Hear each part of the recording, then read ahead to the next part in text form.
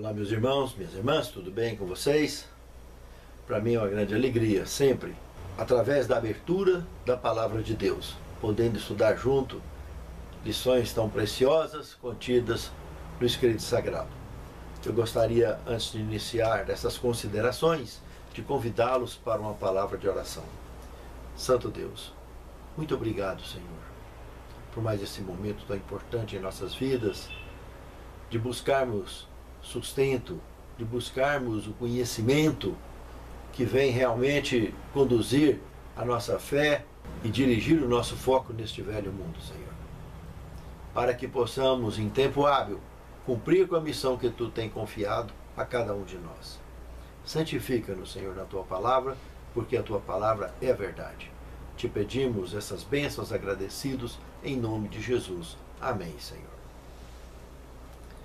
Compartilhando a palavra, tema que estudaremos hoje. Temos em Isaías capítulo 55, verso 11, o verso central, que diz o seguinte: assim será a minha palavra que sair da minha boca, não voltará vazia, mas fará o que me apraz e prosperará para que a designei. Irmãos, isso aqui é muito sério. Quem não vai voltar vazia? A palavra de Deus. A palavra de quem mesmo? De Deus. E o desígnio, então, de quem que é? De Deus.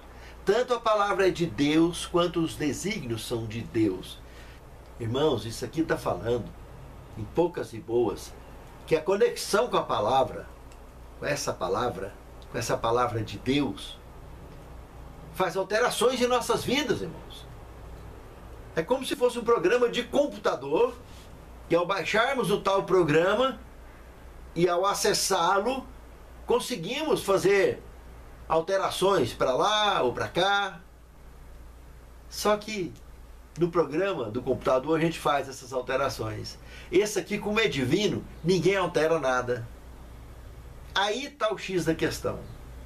Ela altera o nosso comportamento. Ela faz alteração em nós.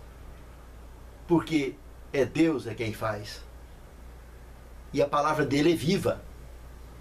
Não importa se ela está escrita, se ela está pronunciada, ela é viva. Ela tem poder de fazer alteração em mim e em você. Pense nisso, amado irmão. Pense nisso, amada irmã. Vamos aprofundar dentro disso aqui agora no estudo que teremos. Símbolos da palavra de Deus, segundo tema.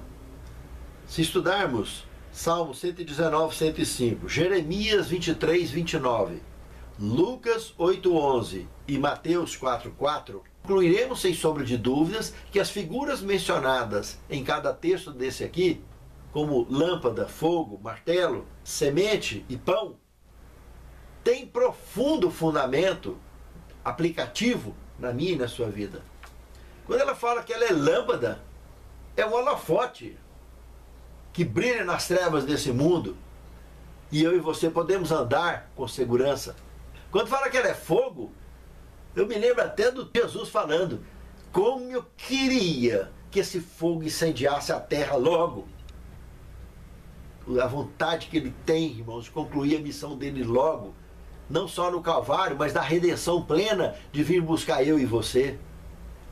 Esse fogo do entusiasmo é aquele que toma um verdadeiro servo de Deus e não tem nada que impede dele cumprir com a missão, dele expor essa maravilha que ele descobriu na sua vida, das transformações promovidas pelo Espírito Santo através da palavra de Deus. Quando fala do martelo, está mostrando o espírito do pregador, a natureza do pregador, né? Bate o prego e fixa. Só que onde o prego entra, faz buracos. Quando nós aceitamos a palavra, isso há uma conexão e faz muito bem. Mas quando nós resistimos contra a palavra, nós pagamos um preço alto e esses buracos se tornam cicatrizes, porque nós perdemos aquele prego, fica só a ferida, porque eu resisti ao prego. E aí nós pagamos um preço muito alto. Mas o Senhor cura as nossas feridas. Ele sara as nossas feridas. basta estarmos conectados. Não se esqueça, essa ilustração é muito forte. Quando trata de semente, está tratando claramente da parábola do semeador. E mostra que nesse mundo tem vários tipos de terrenos onde essa palavra será colocada. E eu e você precisamos de estarmos bem atentos quanto a isso. Porque a semente jogada de qualquer jeito, os passarinhos vão comer na beira da estrada. Aqueles que entram no ouvido e saem no outro, que não está importando. Que inclusive Jesus falou para não desperdiçar pérolas com os porcos, porque eles não vão dar atenção nisso. Não adianta perder tempo. Ele mostrou também nesse contexto da parábola as sementes que caem no meio de pedregulhos. Nasce, vem o sol e ela murcha, fogo de palha. Ele mostrou também a semente que cai no meio dos espinhos. Ela nasce, cresce, mas também não produz, porque os espinhos vêm sufocando. Os cuidados da vida vêm sufocando. Não consegue produzir também. Mas na terra de cultura, num bom terreno, em quem realmente quer aprender, né? Está disposto a ouvir a palavra e aprender, ali dá fruto uma 100, uma 60, uma 30 e ninguém segura. Sabe por quê? Porque todos nós somos criaturas de Deus, carecemos de sermos sustentados pela sua palavra, que é representada como pão. Que Jesus inclusive diz que ele é o pão da vida, é o pão vivo que desceu do céu e precisa que coma a minha carne, representando então esse pão. Assim nós teremos um sustento absoluto para prosseguirmos na nossa jornada. Pense nisso. É muito séria essa comparação. O grande detalhe em toda a questão da palavra de Deus é que a maioria absoluta do mundo cristão sobre a face da terra, a maioria, querem interpretar a palavra do jeito deles, do jeito que acham que está certo. Toda a vida existiu esse tipo de coisa. Até nos dias de Cristo, imagine, não escapou. Eles pegavam e adaptavam, manipulavam a palavra para formar tradições, para que esses tendenciosos dominadores de grandes massas pudessem alcançar seus propósitos, sejam eles quais fossem. A palavra de Deus, ela não é manipulável, ela não é alterável, ela não aceita interpretação vinda de fora, ela se interpreta. É uma tolice absoluta qualquer ser humano de qualquer idade que tente interpretar a palavra de Deus por si próprio, querer dar a sua imagem, a sua versão sobre aquilo que quem escreveu foi um ser divino e jamais um mortal seria capaz de transcrever sem a orientação dele, ou sequer de entender e quanto menos de explicar. É muito sério esse assunto, irmãos. A própria Bíblia se interpreta, ela é autossuficiente. A exemplo de Apocalipse 17:15, águas em profecia são povos. Daniel 7:17, animais em profecia são formas de governo. É a Bíblia que diz o que significa os seus símbolos, o que significa a sua linguagem. Ela se interpreta no seu texto e no seu contexto. E se assim o fizéssemos, só existiria duas religiões sobre a face da terra, que biblicamente é assim que existe. Apocalipse 12, a mulher pura, e Apocalipse 17, a mulher impura, ou a grande Babilônia, ou baderna religiosa. Infelizmente, tem gente de Deus em todos os dois segmentos. Deus quer juntar todos eles no segmento divino, no segmento da verdade. Mas infelizmente tem gente encrencada, na sua maioria, nos dois segmentos, tanto da igreja pura quanto da igreja imunda, que é maioria, infelizmente. Mas Deus chama para que o sirvamos em espírito e em verdade. Essa quantidade de religião que tem sobre a face da terra é justamente por isso. Porque todo mundo quer dar a interpretação da Bíblia conforme o seu bel prazer. E a Bíblia não aceita isso. Isso é inaceitável. É descartável esse tipo de pensamento, de comportamento. Se aceitarmos a palavra como ela é, aceitaremos fazer parte da mulher pura. Mulher em profecia é igreja. fazer parte dessa igreja pura e pregar o conteúdo da palavra pura. Ou assim diz o Senhor. Pense nisso, amado irmão. Pense nisso, amado irmão. O poder criador da palavra de Deus. Como é profundo esse tema aqui, meus amados. Esse tema é muito profundo. Vamos analisar, antes de aprofundarmos em si, dois textos bíblicos muito interessantes. Hebreus capítulo 1, verso de 1 a 3, esclarece de forma ampla que o próprio Cristo confirma essa situação, esse tipo de poder da palavra de Deus. De todas as formas com que a palavra de Deus foi apresentada na vida de Cristo e em seu ministério, isso ficou mais que confirmado. Ainda no capítulo 4 de Hebreus, no verso 12, também ela é chamada de espada aguda de dois fios. Irmãos, é uma espada que corta mais que bisturi. Não é espada feita de qualquer tipo de metal. É uma matéria exótica que nós não conhecemos. E só temos essa convicção, que ela faz divisa no meio da alma. Tem poderes incríveis para aqueles que aprendem a manusear essa espada. E que temos muita obrigação, se queremos ser um servo e serva de Deus completos neste grande conflito, essa espada é a arma principal para garantir a minha e a sua vitória. No Salmo 33, o verso 6 e o verso 9, mostra que essa palavra tem também características de criação e redenção. Isso é muito profundo, irmãos. É aí sim, se entrarmos no livro de Gênesis, no capítulo 1, o verso 3, nós aprofundaremos nesse conceito ao observar o original que está escrito ali, que no português para nós está lá, haja luz, no hebraico é bara ohur. Essa palavra é muito profunda, irmãos, porque esse verbo bara, criar do nada, não é criar a partir de algo pronto, é criar do nada. Deus fala simplesmente do nada e aparece. O verbo apontado aqui no Gênesis para a criação a partir de algo já criado não é bará. Entende, irmãos? É outro verbo. Quando se trata de bará, nós estamos tratando de forma absoluta de uma ordem divina, de uma pronúncia divina do nada, tendo poder criacionista. E quando fala esse haja luz diretamente, nós estamos falando de quê, irmãos? Do primeiro dia da criação.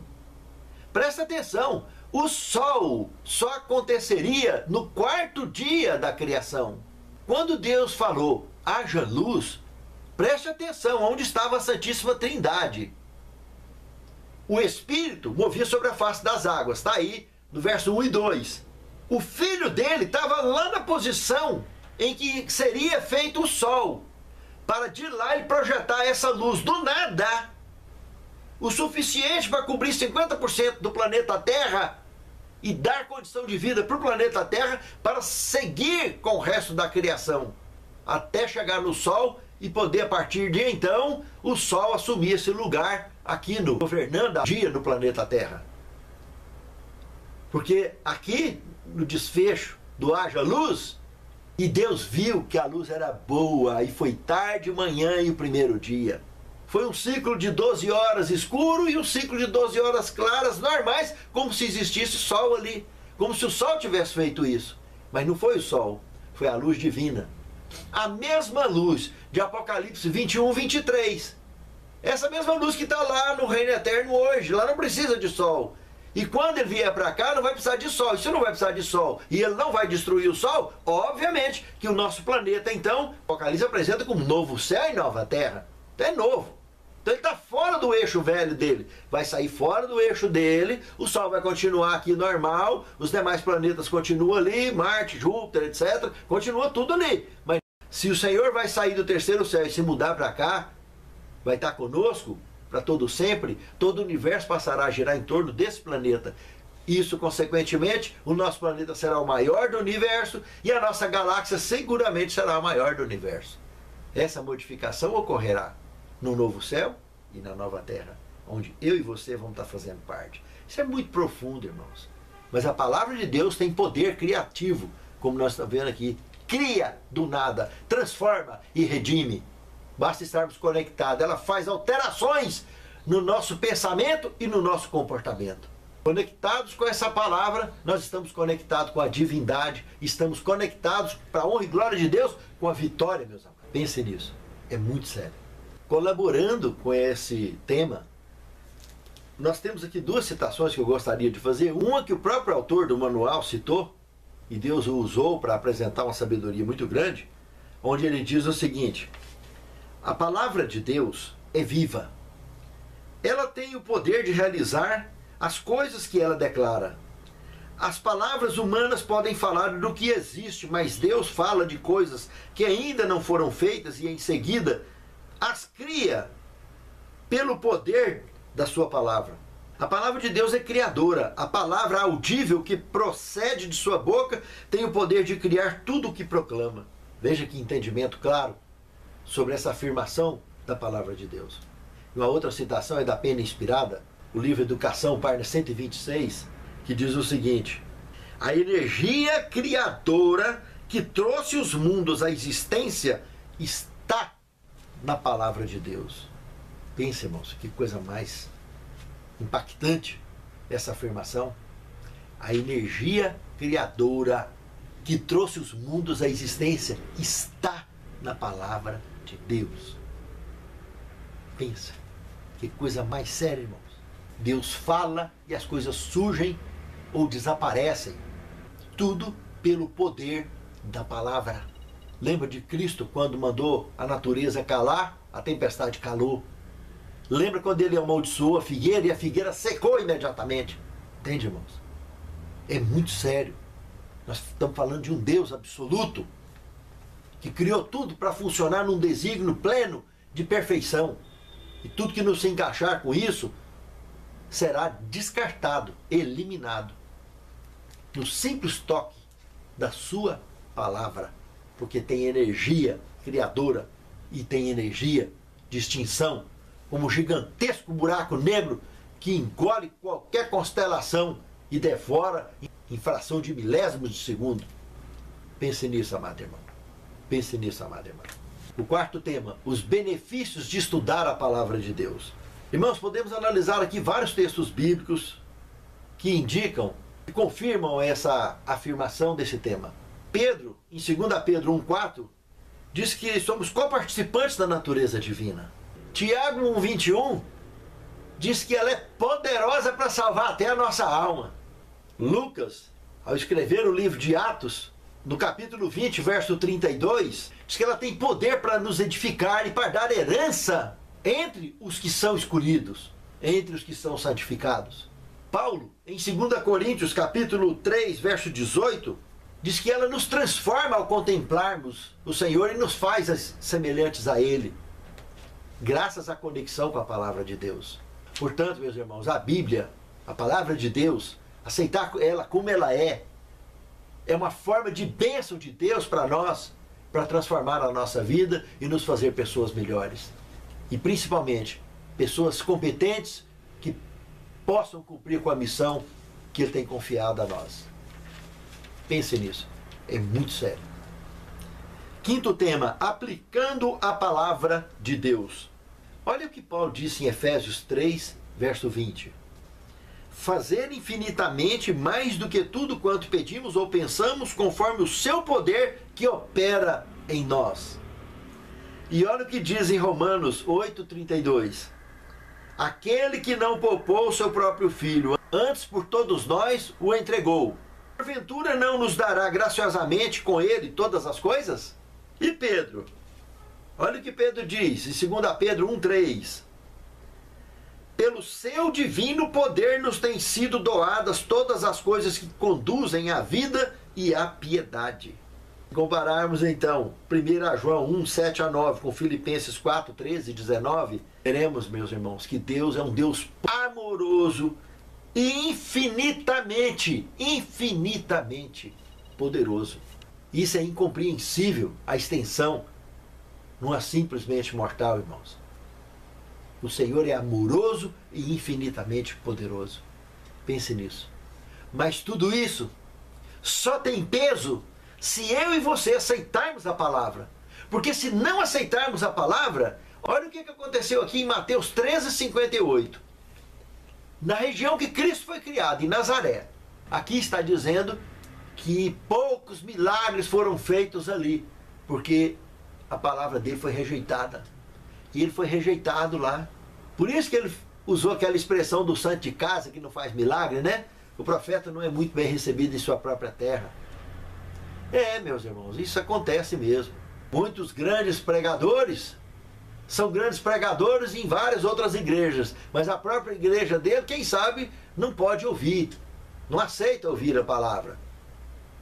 Não se sente bem em perceber um servo de Deus que manuseie bem a palavra de Deus diante dos próprios olhos. Muitas pessoas sentem desconforto com isso.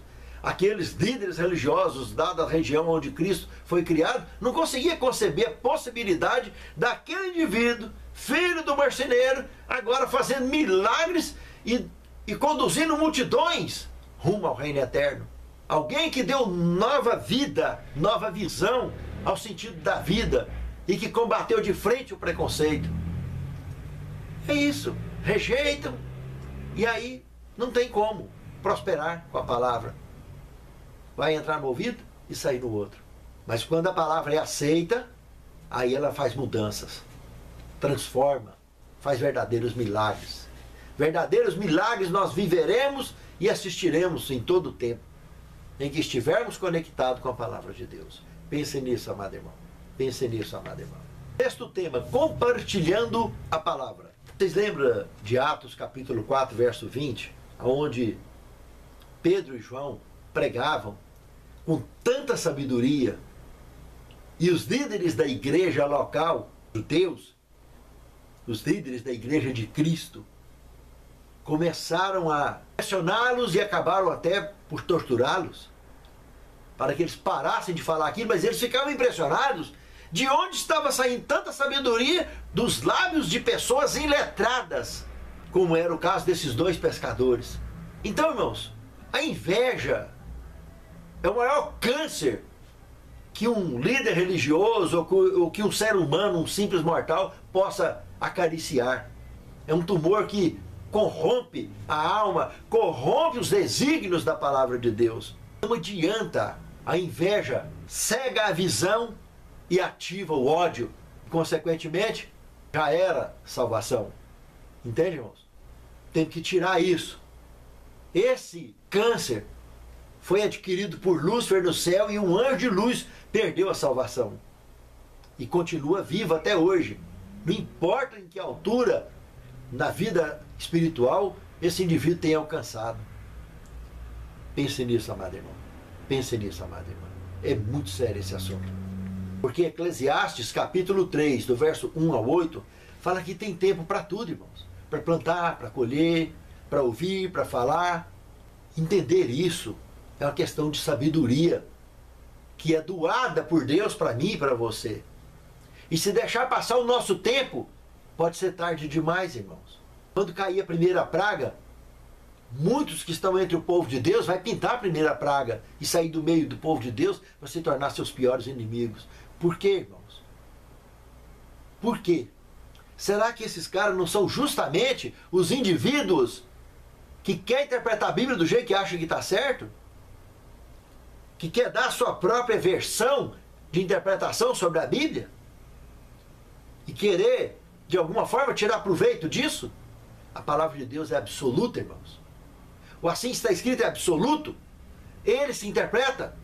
E se você não aceitar isso, se eu não aceitar isso, e viver de uma forma devidamente convertida para cumprir com assim está escrito, da forma que Deus me dá a missão e me conduz, misericórdia. O que será de mim? Pense nisso, amado irmão. Pense nisso, amado irmão. A minha e a sua salvação depende disso. de aceitarmos o Senhor em nossas vidas, mas como o Senhor de nossas vidas. E para isso eu tenho que aceitar a sua palavra. Do contrário, estaremos perdidos para sempre. 7º tema, de olho no chamado. Eu queria citar um texto de Obreiros Evangélicos, da página 192 à página 193, que podemos concluir o seguinte: o Espírito Santo preparou o coração de Nicodemos, preparou o coração da mulher do poço, da mulher do fluxo de sangue, do ladrão na cruz, do centurião romano e de muitos outros, a fim de que recebessem sua palavra antes que Jesus os encontrasse. Por meio das circunstâncias da vida e das impressões do Espírito Santo, elas estavam preparadas para receber a mensagem de Cristo. Irmãos, verdade. A Bíblia também nos diz que antes de ser formado no ventre, o convite já veio. O Espírito Santo já está nos convidando para a vida eterna, para a redenção. Irmãos, quantas e quantas vezes ao longo de nossas vidas o Espírito Santo não se posicionou em nosso caminho, nos convidando a aceitar a palavra. E não aceitar a forma tradicional que já nos foi educada, goela abaixo de qualquer jeito. Não, a forma transformadora de uma nova criatura, da palavra viva, que vai usar a mim e a você como instrumento vivo na mão de Deus para cumprir com a missão do Ide e Ele possa logo voltar para nos buscar. Resistir a isso, irmãos, é letal. Aceitar a palavra viva é um desafio gracioso que só nos proporcionará amadurecimento espiritual e crescimento na graça de Deus. Santo Deus, guie o nosso coração, Senhor, e seja o Senhor absoluto de nossas decisões, de nossas escolhas. Conduza os nossos passos e que naquele grande dia possamos te abraçar nas nuvens dos céus. É o que te suplicamos agradecidos, em nome de Jesus. Amém, Senhor.